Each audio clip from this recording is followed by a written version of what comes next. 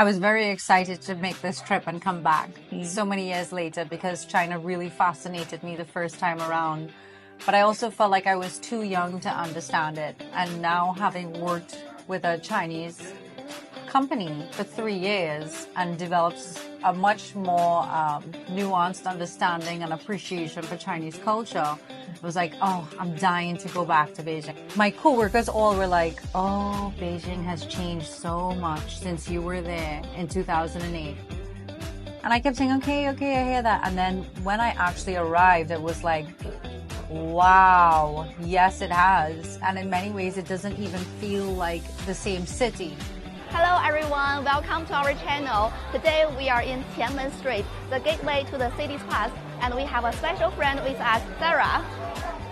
Yes, that's me. My name is Sarah Jane. I'm come all the way from Trinidad and Tobago, and I'm here to learn a little bit about what makes Beijing so special.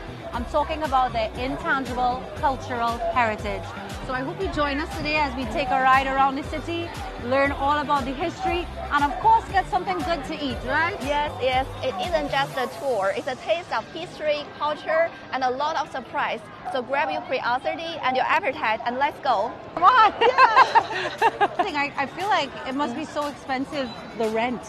Yes, it should be. But there are a lot of tourists from all over China or even from all around the world come here every day. So all these businesses along here, it's very interesting.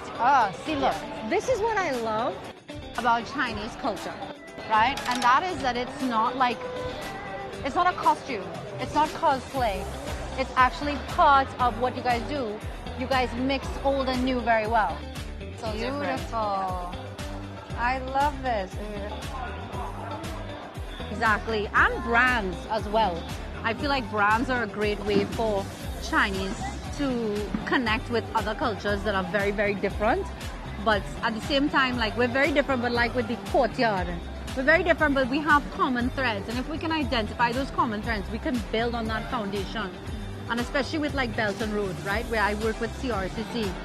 Belt and Road and Latin America, it's beyond that point of experimentation. Belt and Road is in a foundational stage now because we've been experimenting, we've been trying things out and learning. So now we have a solid foundation of what works, how to build, where to build, what countries we want to work with, and what countries we're looking to continue to deepen that relationship with. If you combine that imagination, that Caribbean magic, with Chinese ability to scale and put them to work together, we could achieve incredible things. But for that to happen, we have to understand each other better. So like my love for your culture needs to extend beyond just curiosity of like, ooh, wow. It needs to actually extend into mutual respect. I respect how you guys do things now because I understand.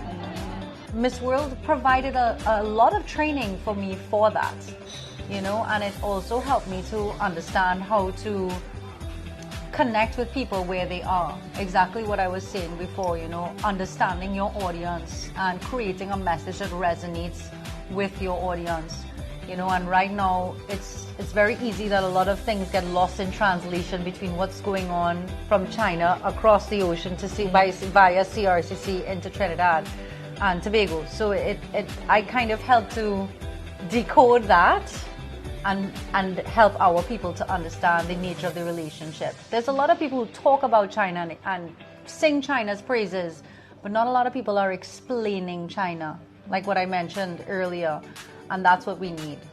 Culture is not about how much trivia you can learn about another nation. Culture is also a little bit about unlearning your preconceived notions, you know, and understanding that culture is a lens. Culture is a lens through which we look and observe things. It impacts the way we see things. So because I come from a unique culture to you, we could be looking at the same exact thing and see two very different things, right? And that's what happens a lot of the time. A lot of the time, people are gauging China and judging China's actions from a Western egalitarian perspective, not understanding that China hails from a completely different philosophical root than Western thought. And if we can truly understand that lens, we can understand China a lot better. Young people, they have so much potential, so much imagination. They are going to be so important to the future of this earth tomorrow.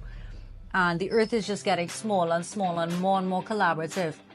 And if we're not realizing these lenses that we're looking through are clouding our judgment, then it becomes hard. And I'm lucky because I've been working for CRC for 3 years because I was studying Mandarin at my university. So I've had much more exposure to Chinese culture than the average person. And the only thing I can do is encourage them because China's not going away. So the only thing you can do is equip yourself by trying to understand this model of thought and how best you can benefit from that wisdom.